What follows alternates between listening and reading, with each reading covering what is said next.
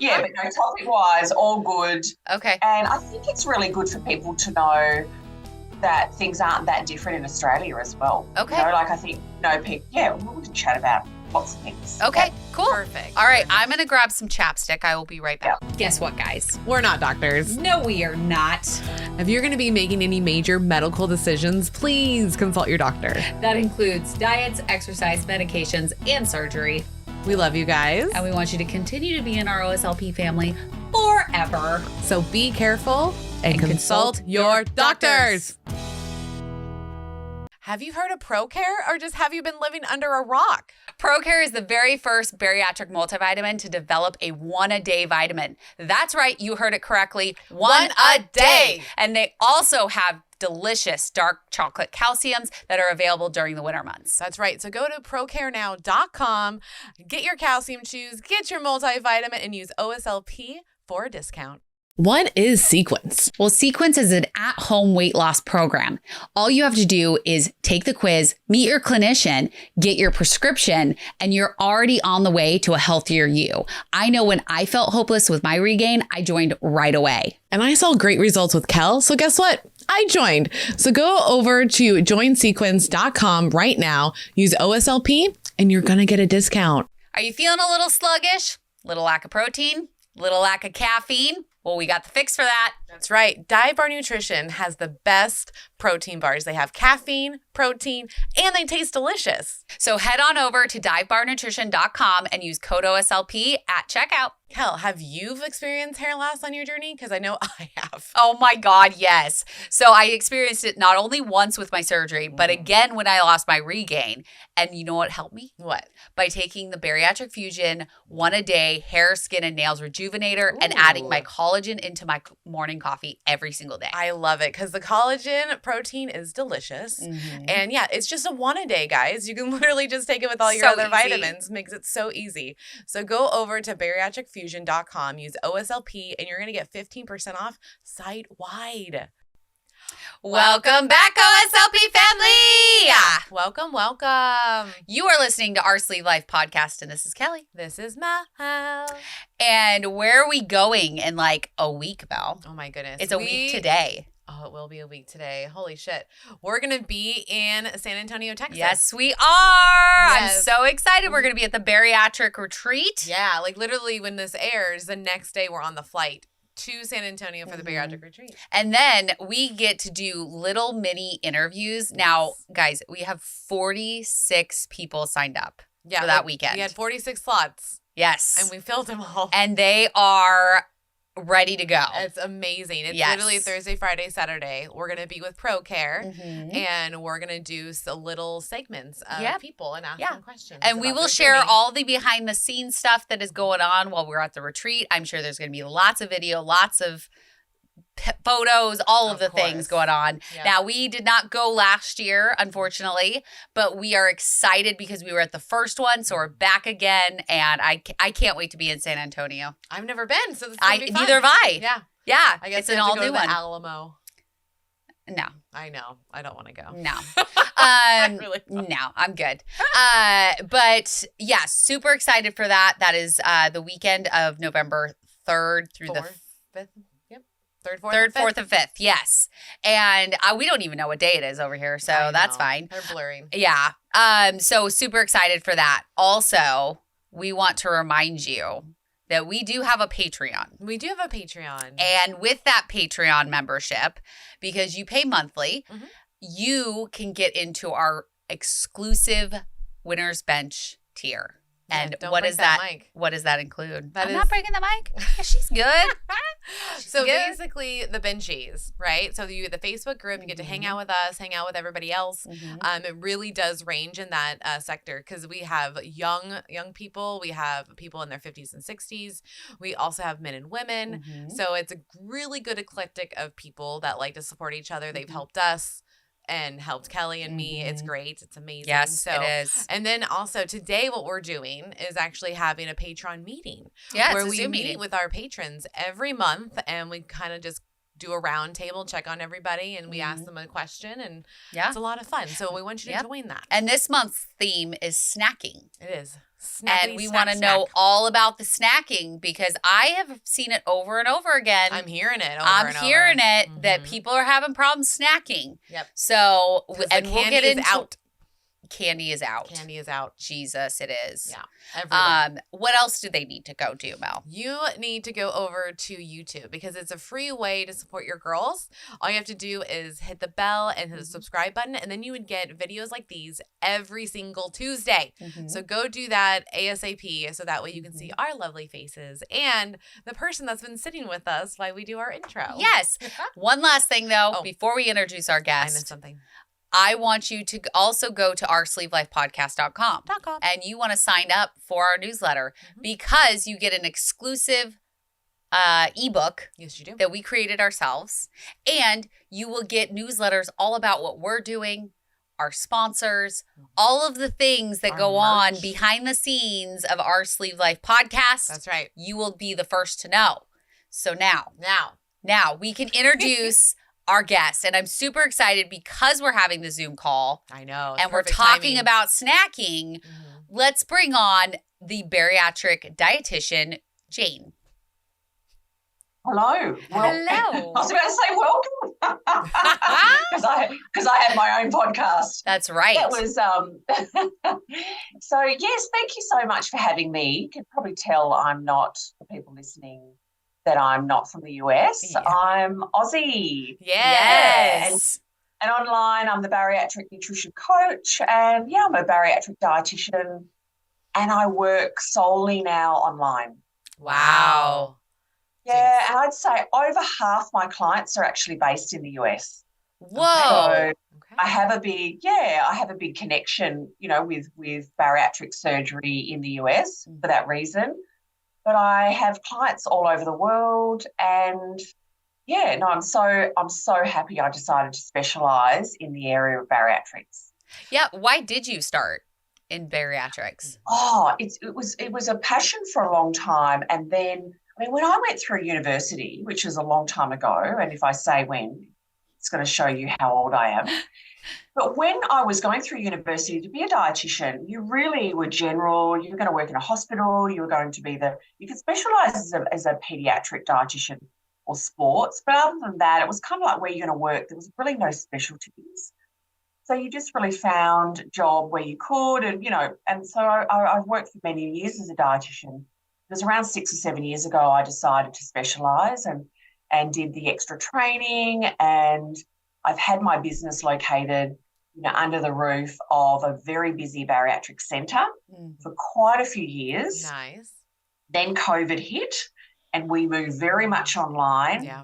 And I had my son really late, and through that kind of awareness that I could actually work online, I've now moved totally online. I get to drop him off to school and pick him up, and I'm a solo mum, so it really fits in with my lifestyle. Okay. But I've worked at I call it the coal face, which is that really getting people ready before, and then really, that intense support after.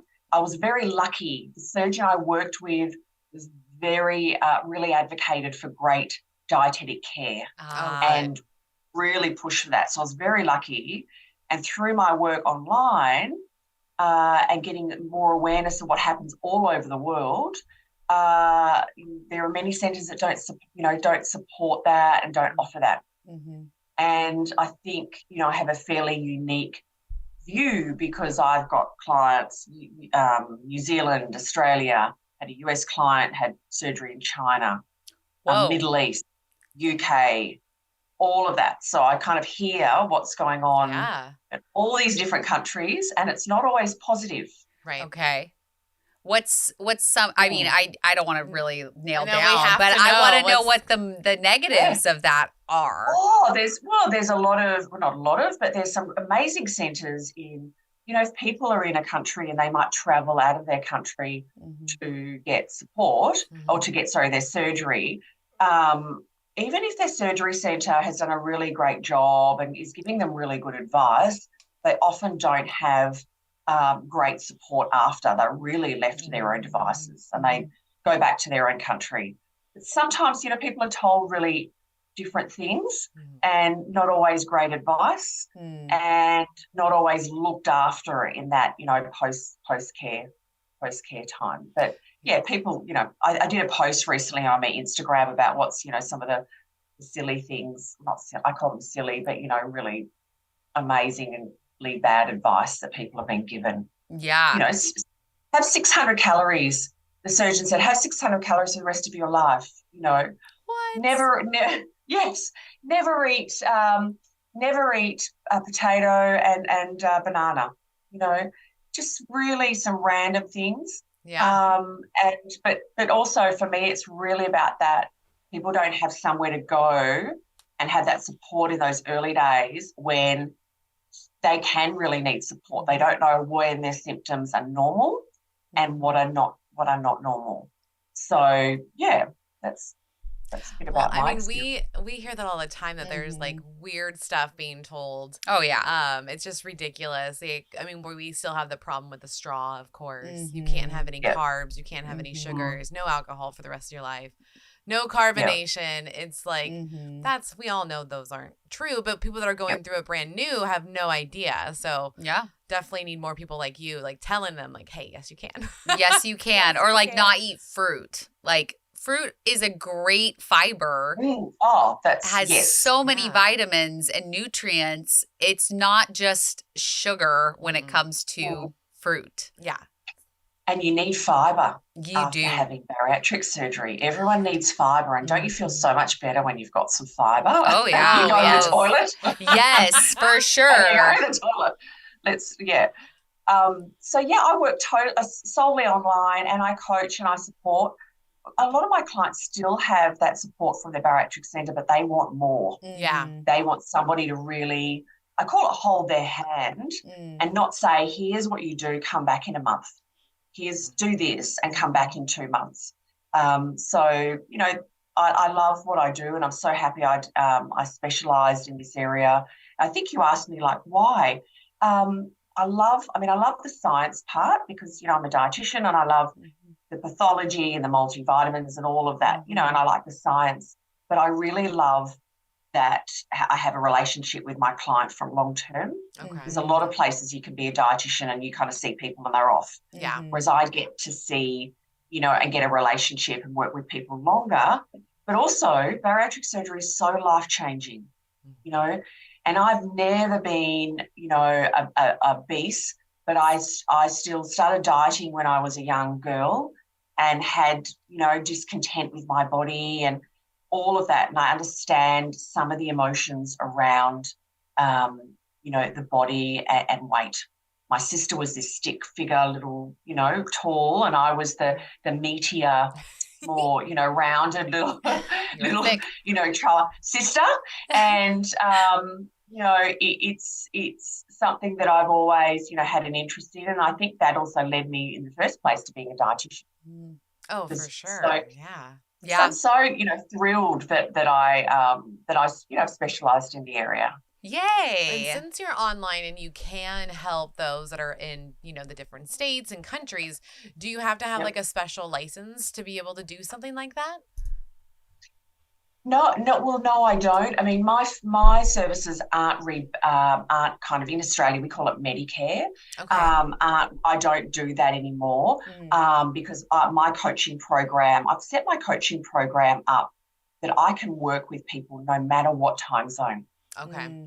Very nice. So I do Zooms. I have an online platform. I do WhatsApp, and I coach no matter if people are living on a farm or if they're living in a city, if they're living in different time zones. So we have different registration here in Australia. And so I might work with people in the US.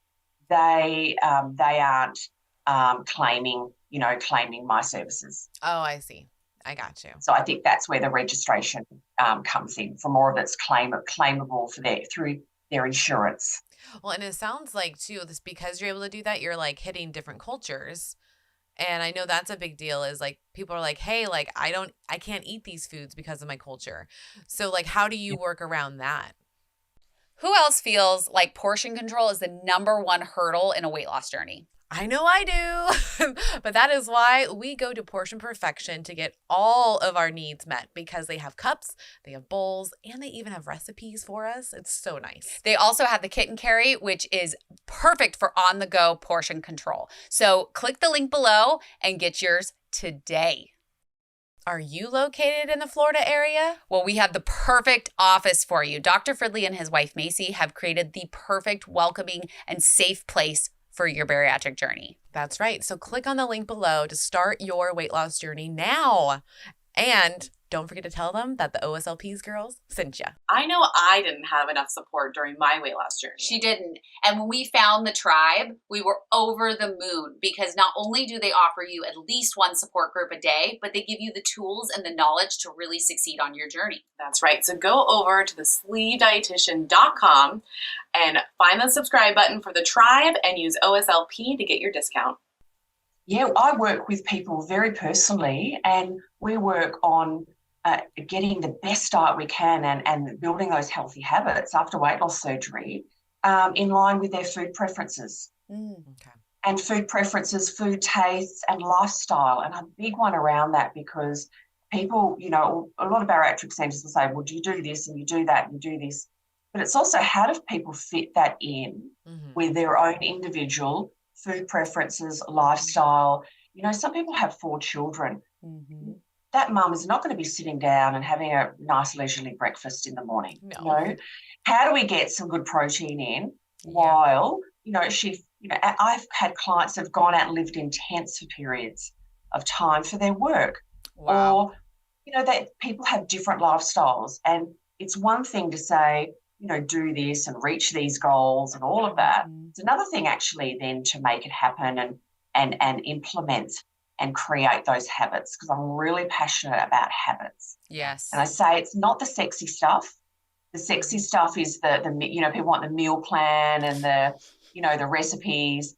The healthy habits and the weight loss surgery habits that I talk, and I work a lot with my clients around building, is not the sexy stuff, but it's the stuff that, and I say this all the time, the habits that will get you the best outcomes from your surgery are the same habits that will help you keep those outcomes. Yeah. Agreed. So it's routine, and it's building those habits. Are you going to go off track? Yes, you are, because you're human. And I talk a lot about that with my clients, because dieting mentality is about perfection. It's about good or bad, doing things 100% of the time. If you don't do it all the time, you've failed, you're wrong, all of that. Whereas life is not like that. You're human. You're going to go off track. This probably leads very well into, the holidays, because holidays are not on track, but, out of routine. You're going to go off, but it's about knowing those really key habits. And I think my next podcast coming out is around non-negotiables. And I know that's a big topic about what are the key things you do that keep you in your zone. And if you drift off, you're aware of it and you pull yourself back. Yeah. So I work with clients at all stage after their weight loss surgery. And if I start working on those from week 3 after surgery. Oh, wow. That's when we start really laying the foundations and really building those habits. Not perfection from obviously, but building them. I only met with my dietitian like once after. That is it. Yeah. That's all they wanted me to, because I was doing good, they were like, no, you're fine. Just keep doing what you're doing.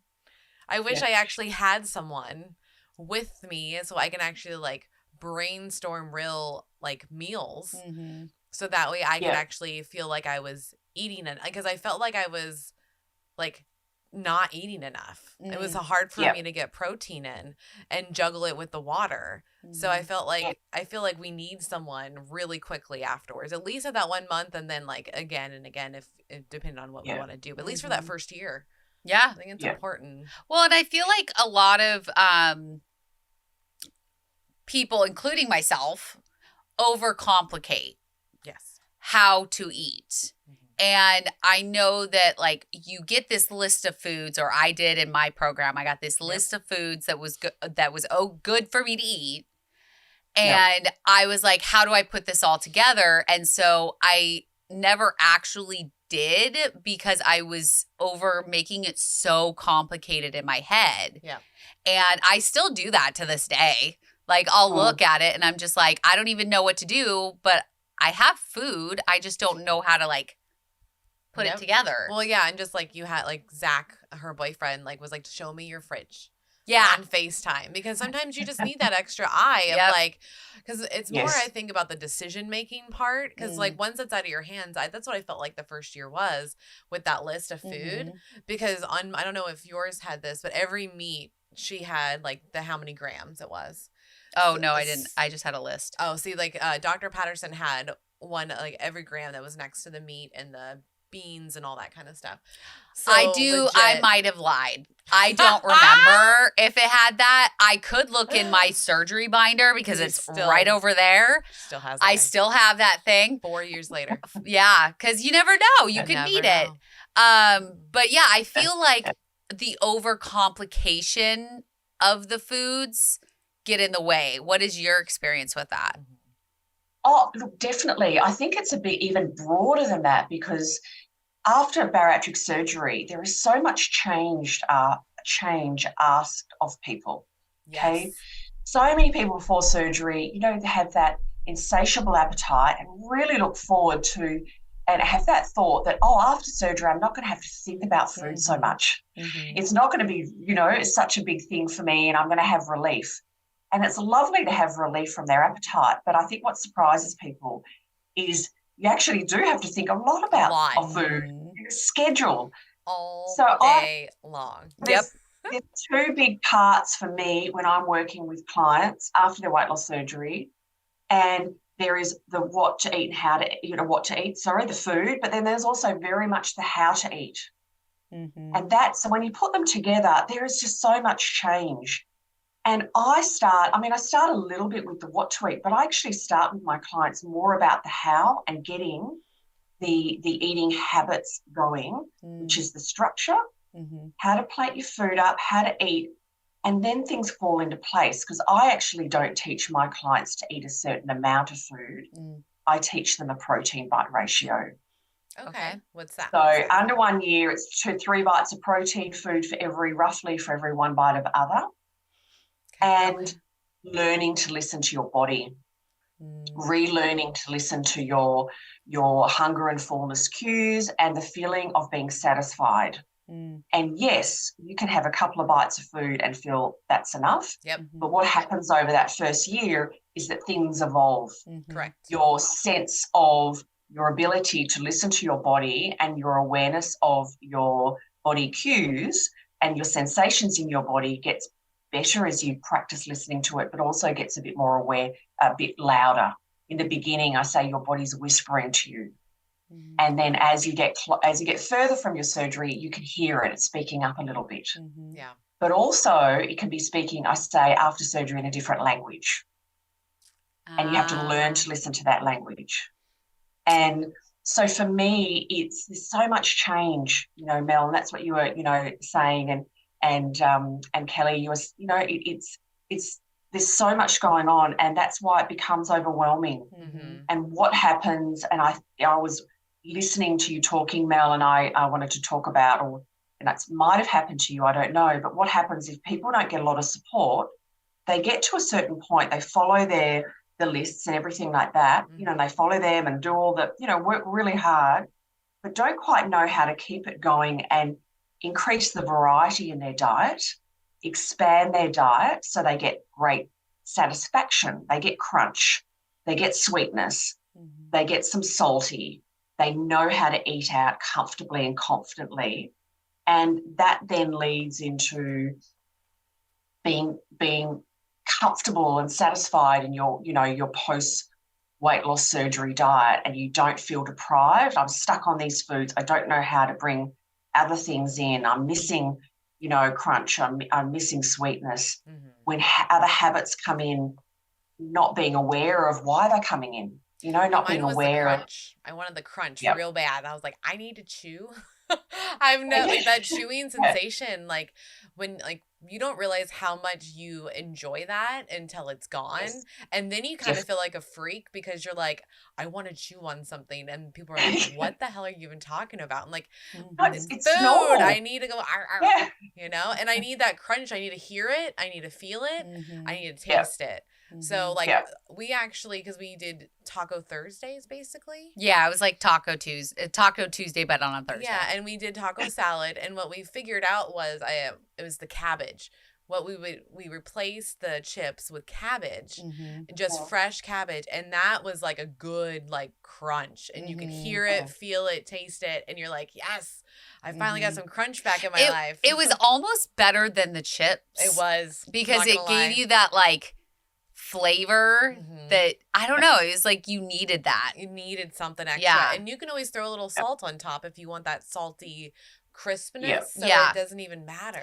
I actually do like the fried onions that you put on like the green bean casserole. Oh, I do like those too. I'll do some of those over the top of a salad, and it gives you like that extra crunch without it being like a full crouton. Yeah.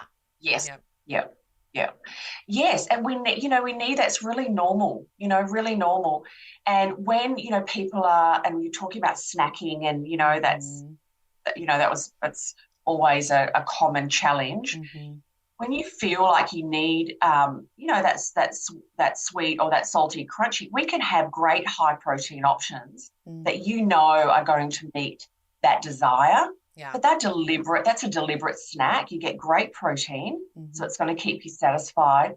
But it's also, you're going to meet that desire, that need from your food, and you get that enjoyment. You start going more off track and looking for other things when you feel restricted or your needs are unmet. Yeah. So it's there's so much change that we ask of people, and it's not surprising that things become overwhelming. And when we can't get things working, what do? We throw it all out. What do they say? Baby out with the bathwater. Yep. That translate? Yes. I mean, yeah, it does. Great saying, is it? When you think about it, such an old saying. My nanny's, baby out with the bathwater, but it just becomes too hard. And I think that's why if it's not me, everyone would benefit from getting support in an area that they're struggling with after weight loss surgery. And I know you guys advocate that as well. Not just in the area of diet, but if you're struggling and you think this could be better and I want this to be better, that's where you reach out for support. I think it's funny because food is like some place that the majority of people don't reach out for help for. It's literally, one of the biggest ones, I think. I feel like mental health, that's really hard, but people still reach out eventually, hopefully. Or die. Sorry. Jesus, Mel. Sorry. Where my brain went. Oh my God. I know. How many horror films did you watch? Oh I've watched so many. Yeah, that explains that answer. I've watched 8 in the last 5 days. Yeah, so that explains it. But people, huh? Oh, I don't know what it is. Okay, we're gonna squirrel for a hot moment. I just watched this one. Do not watch it. It's called Talk to Me. Oh yeah, no, I saw that. I saw that. Nope. It is scary. Slept just fine. I have no problem. I can see her face right now. Like it's fucking creepy, but no, I have no problem sleeping. You're psychotic. I know. Okay.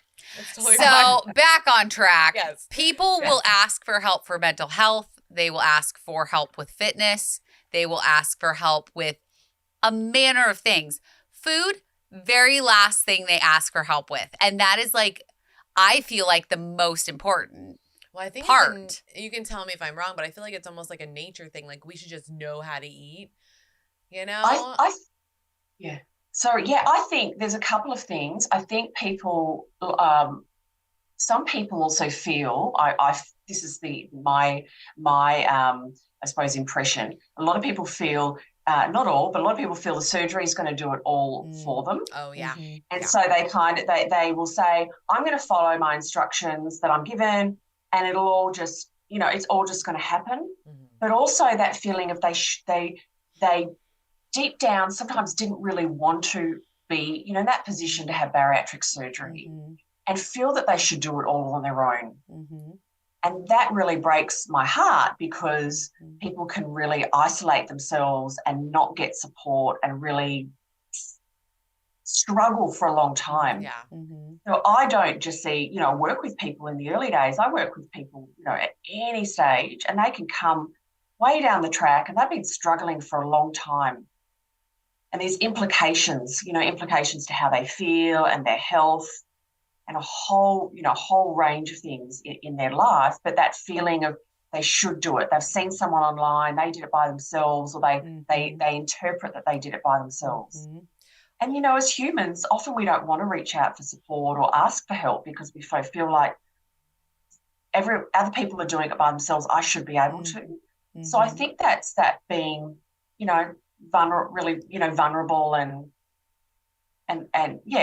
making that decision and feeling vulnerable. Yeah. Well, and I agree. And I think that we say that in our head, like, oh, like other people aren't asking for help, so why should I? But also we don't actually know that. And that's the deal, is we tell ourselves that, but we don't actually know at all.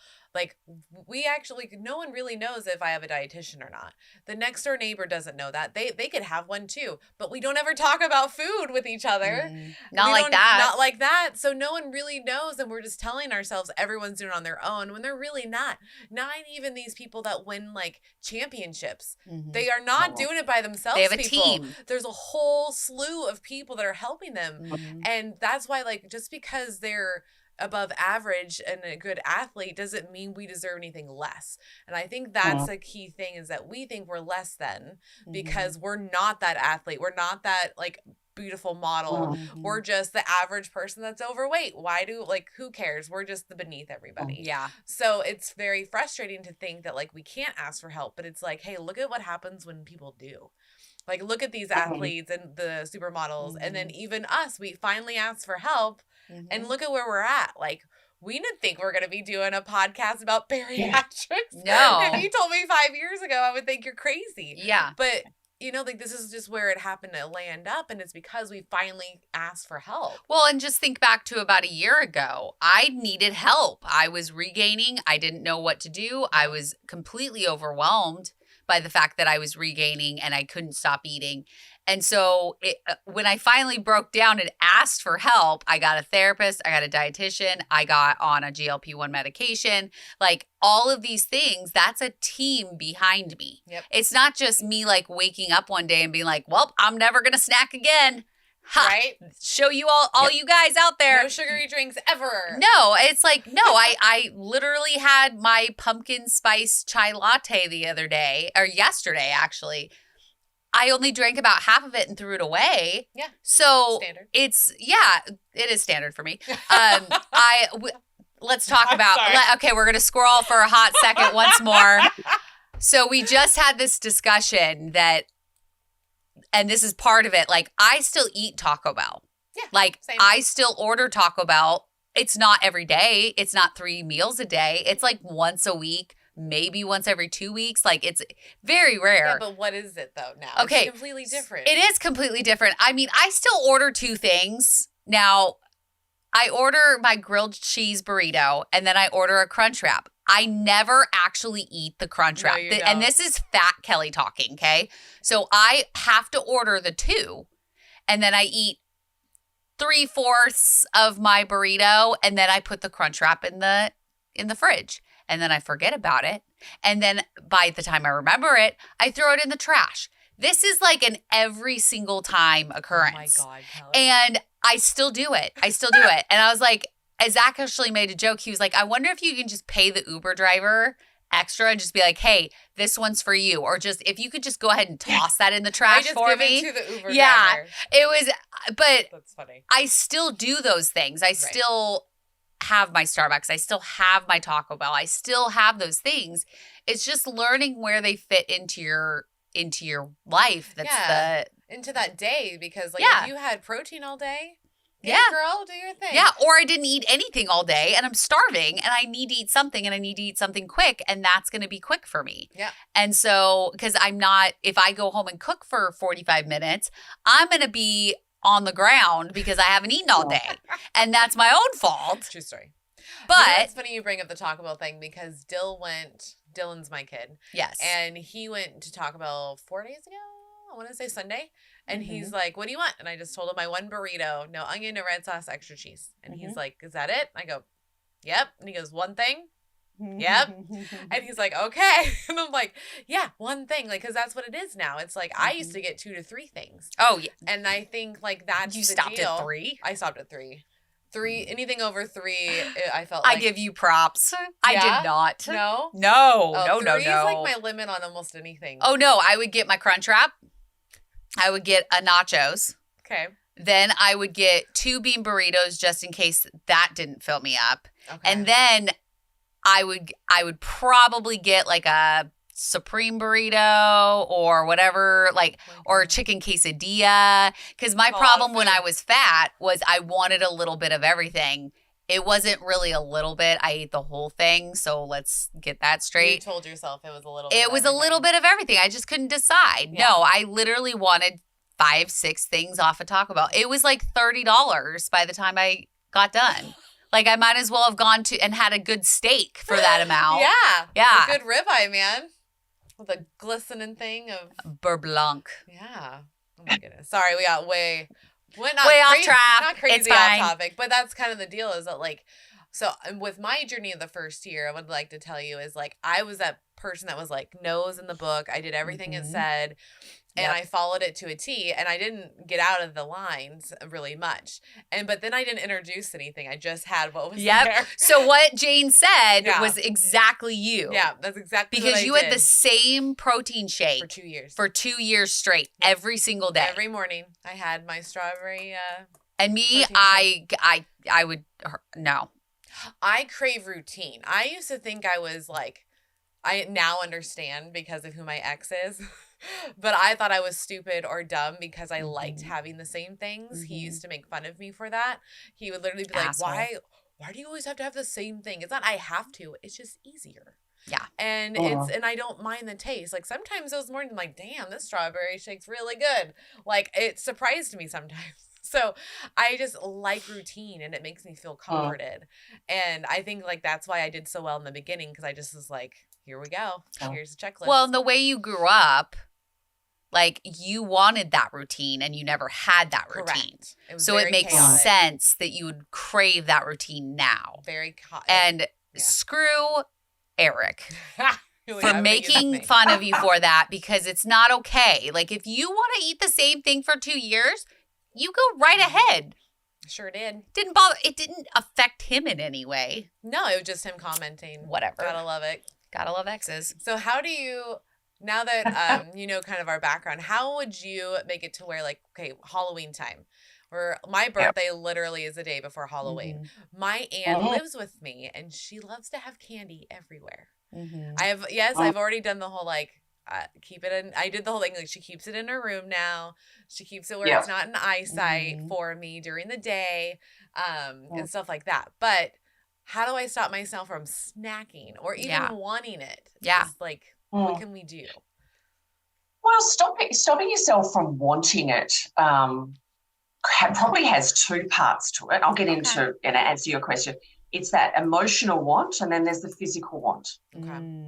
So when I talk about cravings, and when I'm working with someone's craving, there's often an emotional part to a craving as well as a physical part. So I'll go through, we talking about, managing the holidays, and I've got 3 points that I want to talk about, and I think that will answer your question. It'll answer your question, Mel. Okay. So I think what you've done with your auntie, you asked her to have those temptations in her bedroom is a wonderful thing. I think that's a great thing. Okay. Because for us, changing your environment and making it more supportive to your behaviours is a really great thing to do. And I wanted to share, I did a poll I've got a free Facebook community with about 2,500 people. Oh, wow. And I did a poll on, and I wanted to share the poll results because, I think you may agree with the results of what my community said, but I thought I'd share that and kind of lay the foundation. So the poll was, what's the most stressful thing about the holidays, about eating, during the holidays after weight loss surgery? Okay. And the options were the parties you need to attend, family gatherings, loss of structure, or extra temptation. Which do you think is like the most? Was the most? Probably the places you have to go. I would say routine. Like the change of your routine. Are we both wrong? No. We're both wrong. We're both wrong. Awesome. Yes, wrong together. They all got responses, but the highest one was the extra temptations. Okay. So they all got responses. There wasn't like a right or wrong. It was a poll, but the one that got the most was the foods, those celebration foods, the treat foods. We have emotions with, and those foods coming into your environment that you have less control over. So what you did there was like, it's a lovely thing if you can ask for that not to be, around you. But the first thing I wanted to talk about was, and we're talking a bit about routine, and when we talk about habits, when you have a good routine, whether it's, and you were talking about having quite routine in relation to your food choice, but I'm just talking about when we're in our normal routine, it's easier to stick with our healthy habits. Yes. Things about holidays is it pushes us out of routine. And that then leads you being vulnerable to more vulnerable to those treat foods and eating, because you're not eating your regular protein, and you can go to an event or be exposed to a food or in a scenario when you're a bit more hungry. So the first thing is to say, even through the holidays, I'm going to still stick to my eating schedule, my eating routine, because when you give yourself regular high protein meals and snacks, it means when you go to an event or you go to someone's house and there are other foods there, you're going to be less vulnerable to overeating because you're not super hungry. Yeah. So often people say even during the week, schedule, and on the weekend it all just goes out. I get to 12 o'clock and I haven't eaten and I've hardly had any fluid. Yeah, that would be me. Speaking Kel's language. Yep, that's my daily rush at the end of the day. Got to get my protein, got to get my water. Yep. So it's around keeping that schedule or keeping a route. It doesn't have to be like, exactly to the time, but it's keeping eating regularly over the holidays. Okay. Okay. And I do agree, because I've done that. I call it pre-gaming. Yes, you do. With my protein. So if I know I have any event, I literally try to have as much protein before I go. And water. Because I have no idea like what's going to be there unless I have to bring it. And sometimes I forget.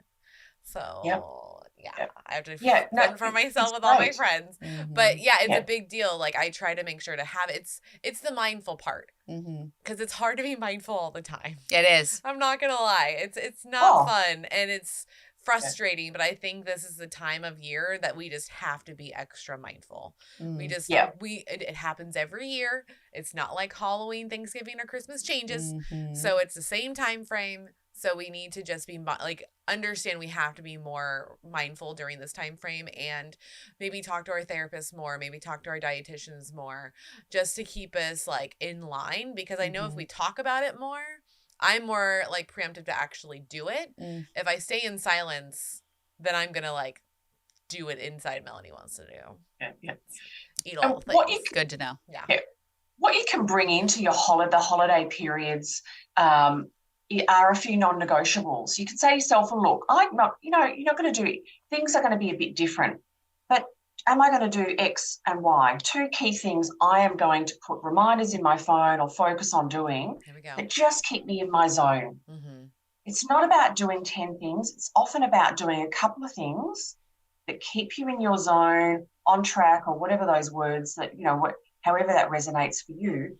Because often when you do few key things, other things fall into place. Yeah, that's true. But also a big thing that I talk to my clients about, and I think it's a really good thing to talk about now, is having weight loss surgery and living well is not about being restricted.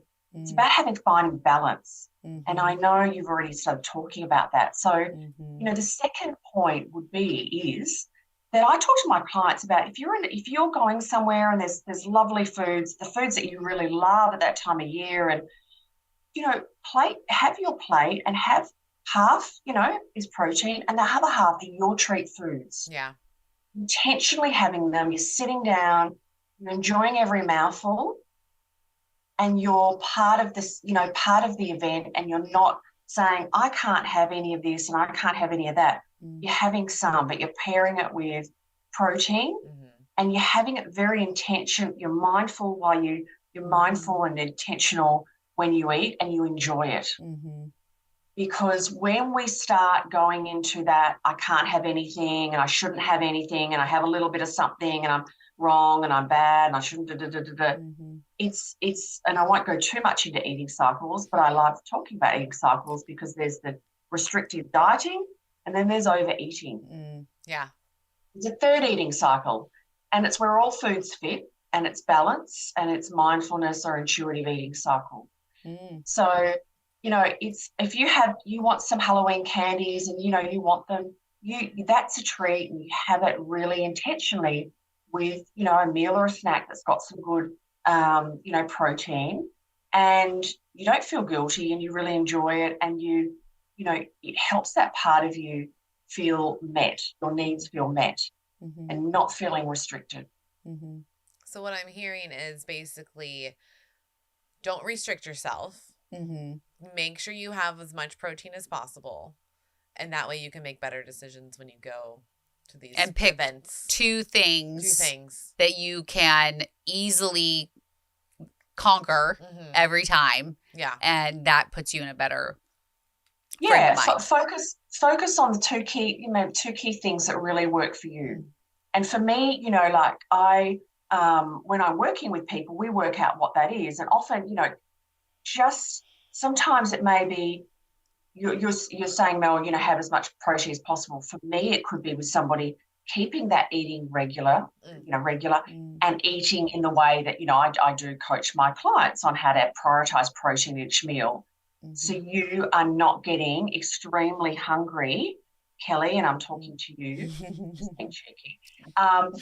So you don't get to the point where you get home and, you're going to eat the leg off a chair. Anything will do, because, if you're that hungry, you're not looking for, salmon and broccoli. Right, you're not. Yeah. No. So it's around keeping regular. It might be over the holidays, I'm going to track my protein every third day. Just a little track, just keeping my eye on my protein. Yeah. Another one can be keeping active.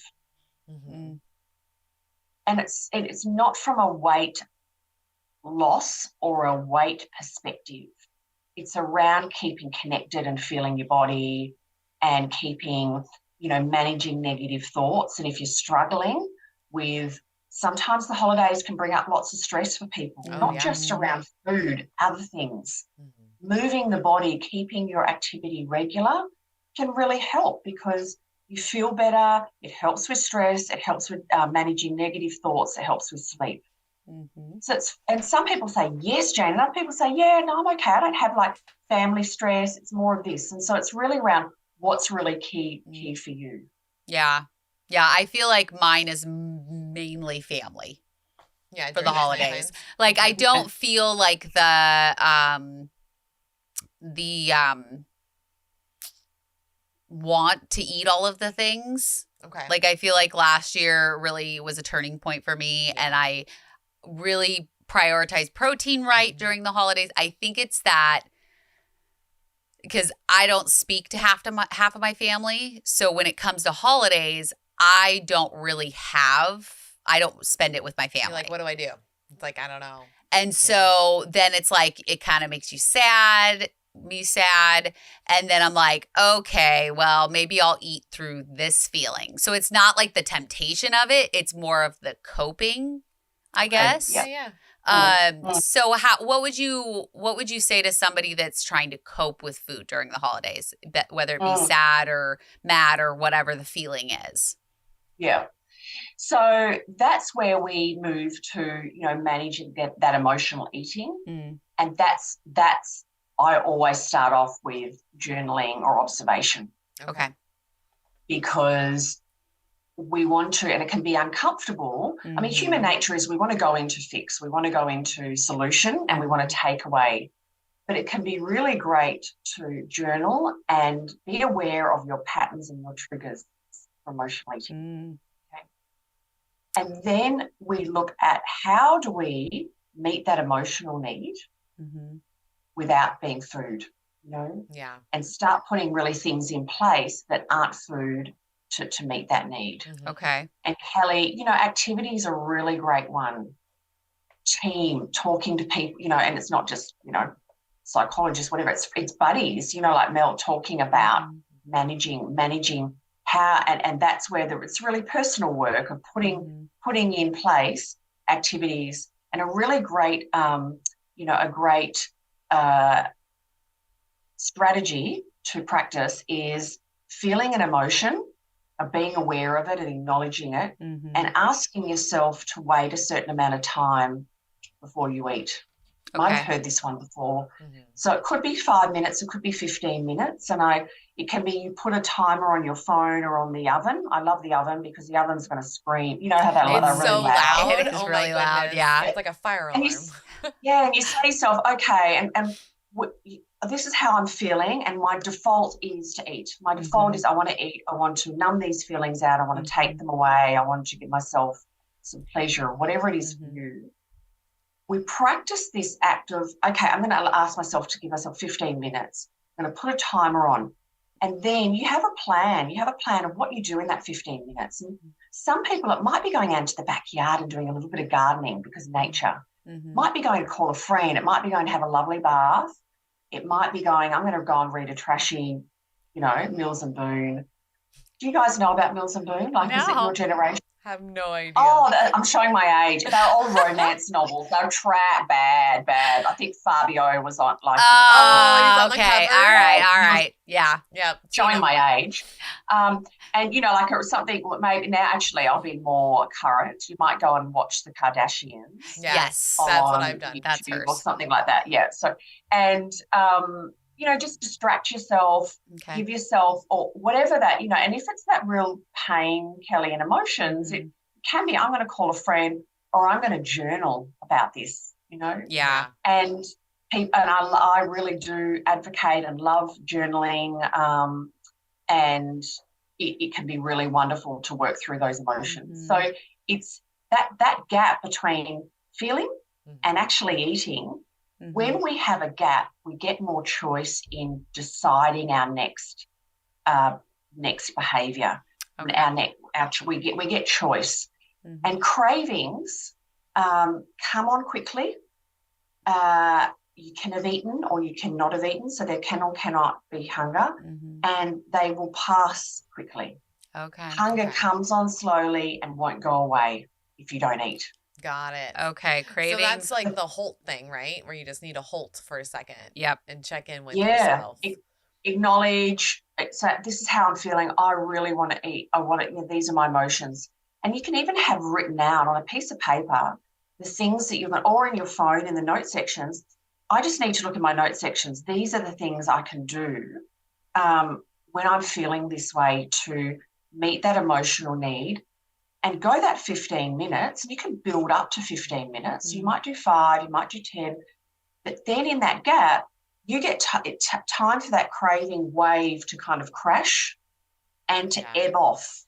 And as it ebbs off, you have less desire. That it's not as strong, and you have more ability to choose your next action. Or you forget completely. That's the one that happens to me where I'm like, because I've been told like to distract yourself, especially when I've just eaten. Like, because that's my thing is like I'll halt.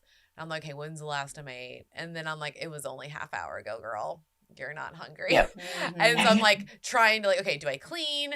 Do I need to go to my room and like start editing something? Do I need to like just distract. And normally it actually works really fast where I'm like, oh, wow, I totally forgot about I wanted XYZ. So. Oh, yeah. Yeah. Cleaning or journaling or reading or TV, like all great options to distract yourself. Going outside, taking a walk, calling a friend, like that's all great. It really it does. I think the journaling helps me the most just because I can literally say, okay, what am I feeling right now? Why am I feeling this feeling? What is coming up that I'm like not wanting to feel right now? Yeah. I think that's all like an important part of it. And I think that comes with, learning through this journey too, is that you kind of learn what works best for you in those moments and then moving forward past it and keeping that in your back pocket for when those moments kind of, because they'll hit you hard sometimes. And like, I'm 8 years out. I forget about some of this stuff. Like, yeah, we talk about it all the time, but like putting it in practice for yourself is completely different. And I've obviously have done it before, but remembering like, oh, I should just, make sure I have higher protein stuff in the house. I need to make sure that I am actually listening to my food cues and listening to my body and figuring it out. Cause sometimes I'm just like, I need food. Give me food. Don't care. So and I mean, I think it's hard also because holidays come around once a year. Yeah. So you like feel like you got it. You got it on lock, and then the new year passes, and then you go through the whole rest of the year, and then the holidays come up, and you're like, "What do I do?" And you forget about all the work you put in the previous year because of the time in between. Well, that's a great point because you can keep, even in the notes section of your phone, a little holiday plan, and you could actually put a few things in there that actually work for you and strategies that have worked for you last holiday. And I even talk about that a lot with my clients. If they go away, flight away and that, what did they recording? What worked? What did they take? How did they prepare? What did they do when they were away to stay in the zone? Because yes, we forget.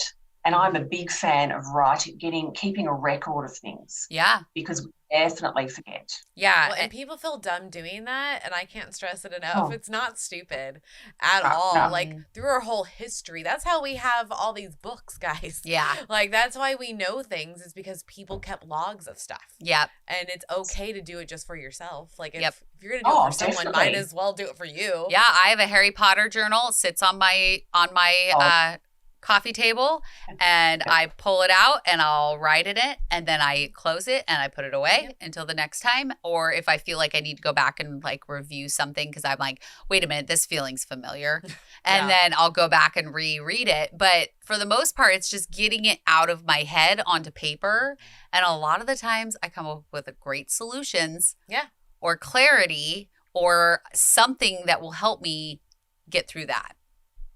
Beautiful. And I think the activities are going to work the best when you do have that desire to eat.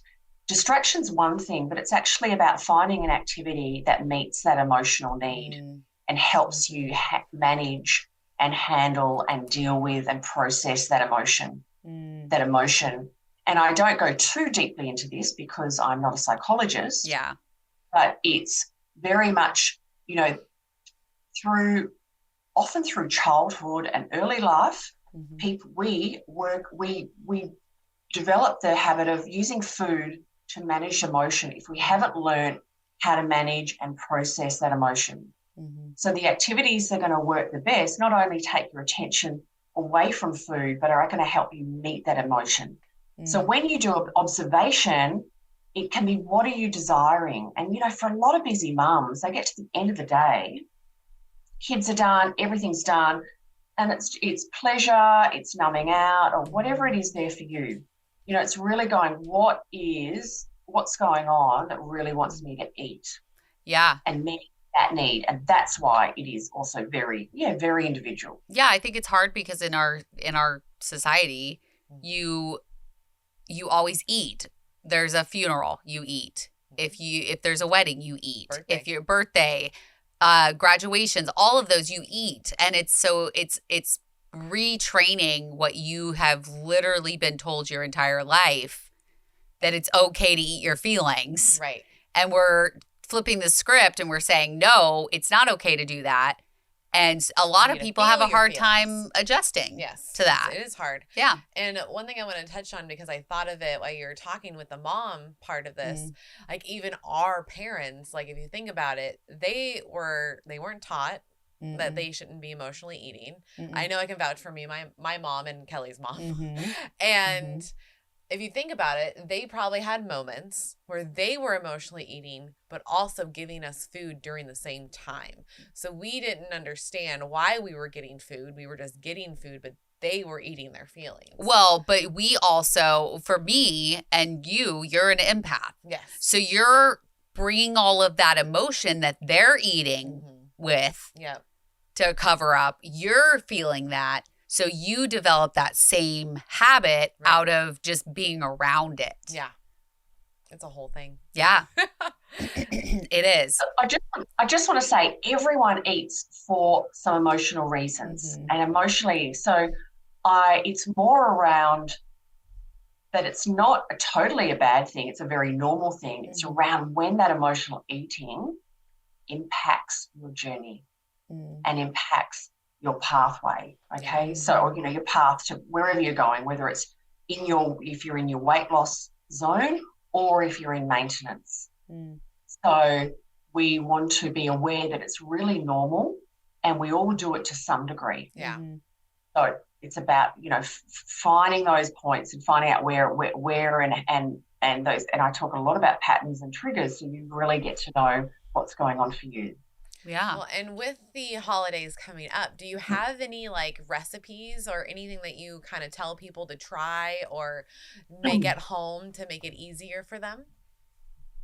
No, I'm not a big recipe dietitian. Okay. All right. I am eat small amount of what you really love. Okay.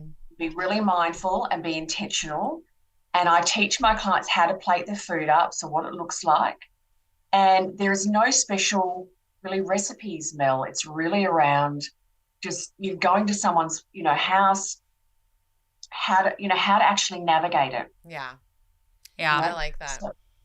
So we can, if you have the faith, so often with holidays, there are foods that people have grown up with that are there, they really want to have them. Have some of that. Have most, it's what we do most of the time.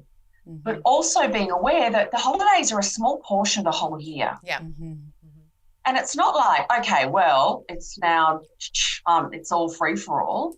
It's I'm going to keep going and make sure, I stick to my key non-negotiables. I do my key, my key behaviours. And I'm going to have a small amount of, what I really love, my favourite foods. And I'm going to have them when I'm going to enjoy them the most. It's going to be intentional. I like that you say to have what you love and what you enjoy because I did hear someone else in the community talk about how they need to just they want to have flavorful foods. So, and I actually was like, well, what do you like? Instantly. And they're like, does that matter? I go, yeah, it should. It should. Your taste buds. Yeah. You should eat what you like and you should only put in your body. What I heard from someone else was you should really only put in your body what you actually like. We had this choice now to where we don't have to just eat crap. Yeah. You can literally pick what you eat and you can pick what you put in your tummy. So choosing what you love, I think, is hard for us to kind of do. We're not really used to doing You just that. eat what you eat. Yeah. Or what's just been put in front of you. Yeah. Yeah. So it's around finding that balance. And that, when I was alluding to or talking about eating cycles, it's around that intuitive and mindful eating and having that. Can it take some time to get to that where you can have a small amount of what you love and stop at that? Yes, it definitely can take some time because you're leaving that really dieting. You're on or you're off, restrictive or overeating. And many people have been in that kind of cycle between restrictive eating and then overeating. And I call it, you leave your restrictive eating and you bounce into overeating. You don't stroll. Yeah. It's not, you bounce into right overeating. into it. Yep. Yeah. And then all that cycle, you feel guilty and you come back into restrictive. So to move into intuitive eating and mindful and being really relaxed, and there's no it's not a bad food. It's not a good food. It is a treat food. And it's just, you've had, pumpkin pie or something that's very, your nana makes. Well, you're going to have some of that. Yeah. Because I can give you a recipe for a lower fat, lower sugar, everything pumpkin pie. And are you going to feel like a bit shortchanged? Yep. Yeah. Yeah, not satisfied. So, yeah, so let's have, but we have it with some protein, because then you get satisfied from that. You get that length of being satisfied. Most of the treat foods are higher carb, higher, the sugars, the, fat. They don't leave you they don't keep you satisfied for as long. So when we team it with protein, it keeps you, you've had something, but you've also really enjoyed it. Yeah. So it's not about, eating it fast. It's eating it slow and really enjoying it. For sure. Well, and I know me and Kel have been talking about the idea of talking about diets. Instead of saying it's a diet, it's like food hygiene. So that way, when you hear it, it's just like, you need to smell good. You need to wash your body is one hygiene. You got to sleep hygiene. And we have food hygiene that can help you think of the way that you wrap your mind around it. You just need to have good hygiene. So when that comes to food, so that way you can navigate it and not feel like you're on a diet, or yo-yo dieting. It's just what is Mel's, food hygiene? Because it's going to be different than Kelly's food hygiene. Yep. And it's going to be different than someone next door. So it's we need to individualize it and not think it needs to be all these things. It's just whatever you like. Yeah. And what you enjoy. Yeah, because the foods you eat are primarily the base of them are the same as what I eat. Yeah. But we eat them in different ways. Yep. And we cook them in different ways. And that's based on, growing up, our family, how our family cooked things, and then tastes and foods we love, foods we don't love. Like Mel likes tomatoes. I freaking hate tomatoes. They're so disgusting. And, I hate bananas. You hate grape, the flavoring of grape. So it's different things, but why would you force yourself to eat a grape flavored thing over and over and over again just because it was good for you? Right. Versus going to a food that you truly enjoy, like a ribeye steak. Yeah. And it tastes good. Yeah. Yeah, exactly. Yeah. And so many times I've started working with somebody and they've gone, well, I eat this, example, I eat this yogurt. I eat yogurt. I don't like it, but I know it's going to help me get my protein. I'm like, no. If you don't enjoy it, we'll find something else. There are so many different, but it's really bringing that dieting mindset and that kind of rules and, into the weight loss surgery journey. Yeah. And I'm really passionate about, breaking that and moving away from that. So it's important because it is a mind. We could say mind fuck over here about it because it is all up here and we have to figure it out what works for us. And I know being so far out in my journey, I have to redirect myself because I can get lost sometimes. And so I just have to remember okay, one day at a time, one meal at a time, and high protein. Get your protein first. Protein first for protein most. Well, and I'll never forget that saying. Yeah, no, I feel like that's spot on, and I feel like that's where a support system comes into play. Yes, because I know being 4 years out, if I'm starting to see myself go down a dark path or I'm getting way off track, I know I can go to Mel and say, okay, this is what I'm dealing with. We just talk about it, and then I'm like, okay, I got a plan, and we'll do that, and it works. Yep. So it's much more than just eating on plan. It's finding your support. It's finding your person that can help you through eating and figuring out what your food hygiene is and what foods you like, because you may not know. You may have no idea what foods you like. Yep. So through trial and error, you will figure it out, and you'll be like, nope, didn't like that. Well, yeah, because I think after weight loss surgery, you are on a food journey. You are. Because your taste buds change, and I try everything now. You guys know, we watch, we do the lives on Thursdays, and we try everything. And it's wild because before I would never do that. Now I'm like, yep, let's figure it out. I don't care. Well, like, we need to know. You don't know. Like, we were in San Diego last year. I think it was right around this time, actually, last year. And we went to this gorgeous little cafe. It was the Pink Rose Cafe. Whole thing was all in pinks and flowers everywhere. It was gorgeous. It was beautiful. It was an Instagrammer's dream. And I ordered a pumpkin dirty chai latte. And Mel had never had it. Never had it. And she tried it, and she found out she actually really enjoyed it. So I ordered one. Yeah. I was like, no, I need one. But before, you would have never even tried it. No, I'd be like, no, I don't like it. Yeah. I'm not going to like it. I would just tell myself I'm not going to without even trying it. Oh, well, whose voice are you hearing when you do that? My Maja's. Yeah. Yeah. Yeah. You're not going to like it. I hated that as a kid. I tried it, like Dylan, I try to not do that at all with. I'd be like, no, you actually tried this before and you liked it a couple weeks ago. And he'll be like, what? Or take one bite. It's not going to kill you to take one bite of something. Like Chloe, I'll force her to eat something. And if she doesn't like it, she'll just spit it in the garbage. Like, there you go. But at least you tried it. Yeah, I give her props for trying all these crazy things because her dad definitely likes to cook crazy things. He does. So, yeah. Is there any other advice that you can give somebody to get through the holidays, especially maybe more like beginning post-op?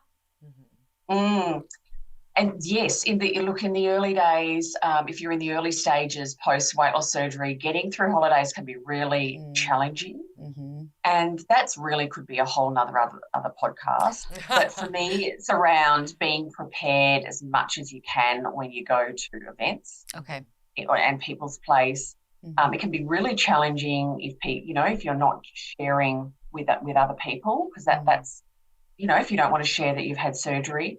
So, it's about what's that event going to look like? What are the food options that are going to be there? Thinking ahead, can I take something with me that is going to be good for me, but other people are going to like it as well? And so kind of being a bit more prepared, I would say. So, if you're in those early stages after weight loss surgery, this holiday period is going to be quite different to the one next year. And it really is. Yeah, it really is. Yeah. And it can be definitely extra challenge, especially in that first holiday period, because one, you can be seeing people, you could have lost some weight, and you're seeing people that may not know and you don't want to tell them. And there's the physical challenges and there's that emotional challenges in the early days. So for me, I suppose my main thing would be to be prepared, think ahead of what's going to be available. At least take something that you can have, so you can put something on your plate. If it's a buffet style thing, really putting. Pardon? I was saying potlucks. Potlucks, okay. So you want to put everything on your plate. Plate up what you're going to have, not really go into that a little bit here and a little bit there. But most people aren't.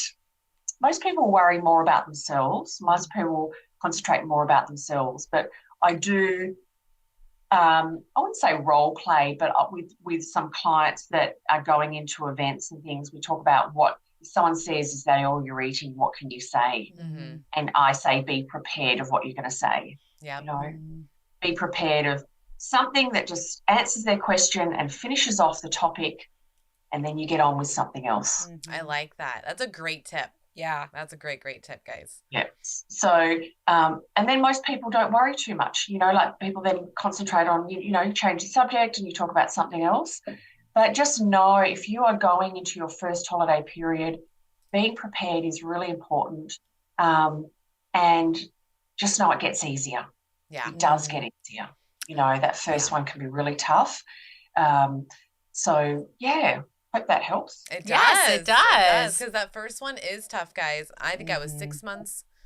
Yeah, I was 6 months out when Thanksgiving hit. So I understand the hardness of it. You can only eat small things. I did bring a protein shake with me because when we drove up to Lacey, Washington. So we were like 3 hours away from home. So I was like, okay, I gotta do this. So you gotta pack a bag. Gotta pack a bag, and I don't feel bad about it. Who cares? This is about you and your body. And if they're friends and if they're real friends and family, they're not gonna judge you for doing so. Well, and if you're not ready to tell people, that's fine. Keep your protein in the car. Just take a little break, go out to the car, drink your protein shake or eat your little food, and then go back in. And nobody has to be any of the wiser. Seriously. And I encourage breaks. I do it all the time. Yeah, just walk out, take a breather, get some fresh air. Sit in your car, drink your protein shake. Yeah. I mean, I think it's a great plan. It is because, like, with me having to drive so far, like, and my brother has 5 kids. I'm just used to my one. So I'm like, I gotta take a break. Yeah. I gotta go outside. It's a lot. I'm not used to, like, all that noise. And so I'm like, now I get why my dad used to go outside. This makes more sense. So, yeah, just, like, literally just getting a breath of fresh air, even just being out in nature. I don't wear shoes ever. Kelly knows. Kelly doesn't either. And I'll put my feet in the grass and I kind of just chill for a hot minute, like 5 minutes, and I feel better. I do. I come back and I'm like, all right, we can take on the rest of this day. Yeah. So, yeah. Especially when you're there all day long. It's a true story. That is even hard. If you love him, like I love my brother and I love playing the games, it just can be exhausting. Being around people all the time when you're not used to it, that can definitely be. And I felt anxious after surgery. In like 6 months, they're gonna ask all these questions, and then like, and what happens if I don't eat enough protein? Am I gonna faint? Am I gonna like have cramps? Like what's like I still didn't have that balance of the water and protein, and I would get cramps in my legs. Yeah. So I really had to like pay attention because it happened way more than I would want it to do. Yeah. So it's just feeling all that anxiety. And I didn't realize how much anxiety I had until after surgery. Like I'm riddled with it. So yeah, that's why you're on meds. That's why I'm on meds. 20 milligrams Lexapro, baby. Yep. Here we go. Yeah. So, there's ashamed. Most people should be medicated. I'm just saying. It's a true story. I'm doubly medicated over here. So just... It's nothing to be. No. Guess what? Life's hard. Yeah. It sucks sometimes. And if you just need a medicine that's going to help you get through it. Yeah. Take it. Just freaking do it. Do the thing. Just do the yourself. thing. Do the therapy. So I highly encourage bringing the extra protein shake, bringing the extra protein bar, the jerky sticks, cheese sticks, anything you can just to make your life easier on you because that day is already stressful. So just take care of you in the meantime so that way that day might not be as stressful or not stressful at all. Yeah. You might surprise yourself. Yeah. Self-care. Self-care at its finest. Right. I love self-care. Well, is there anything else you'd like to add before we let you go? No, I think I've talked a lot. You have, but it was all great. Yeah. It was great information. For those that don't know, we started this, but like we're in Oregon. It was 3:00 our time, but it's 6 a.m. where 6 a.m. Yeah. On one coffee under the belt. So you are a brave woman doing it on one cup of coffee. Thank you so much for having me. Yes. Thank you so much for having me. And we lost nothing huge was lost in translation. No. Bit of a joke, different cut. We speak English, but we also, there's, I've lots of, with my US clients, sometimes I'll do a saying and they'll say, do you have that saying? And I'll say, no, we don't, but I know what you mean. Yes. And the same for me, or I'll say something and they laugh and, because we have different ways of I love it, things. Though. Yeah. It's so much fun to hear what other people say in their area. Yes, it is. Well, I love Jane, it. where can people find you? So people could find me on Instagram. I'm the Bariatric Nutrition Coach. I have a free Facebook community, the Bariatric Nutrition Coach community. Awesome. And I have a podcast. So a very new podcast. I'm not experienced like both of you. I've got about 25 episodes. Nice. So I've just started that recently, and that is the Bariatric Nutrition Coach. A website, the Bariatric Nutrition Coach. Keeping it really simple. Yeah. Hey, you kept it streamlined. You can't not miss you. It's literally the Bariatric Coach. And guys. for all of you out there, you can find all of her links down below. So go ahead and click on those. Find that Facebook group. Find that podcast. Do it all because she's amazing. She's got some great information. Thank you, Jane, for being on. And to the rest of you, we love you and we will see you next time. Bye.